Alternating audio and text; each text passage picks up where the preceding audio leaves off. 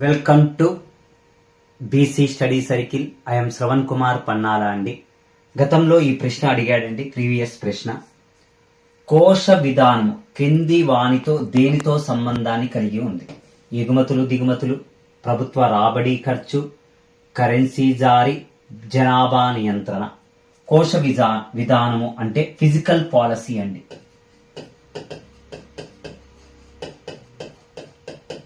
Okay, physical policy అంటే ఏంటండి? ప్రభుత్వ రాబడి, ప్రభుత్వ ఖర్చు, నెక్స్ట్ అప్పులు, రుణాలను గురించి తెలియజేస్తుంది.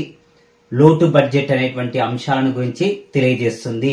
ఇందులో ఉన్నటువంటి ఆప్షన్స్ లో ఎగుమతులు దిగుమతులు కాదండి, కరెన్సీ జారీ అదే ఎవరి హ్యాండ్ ఓవర్ లో ఉంటుందండి అంటే రిజర్వ్ బ్యాంక్ ఆఫ్ ఇండియా.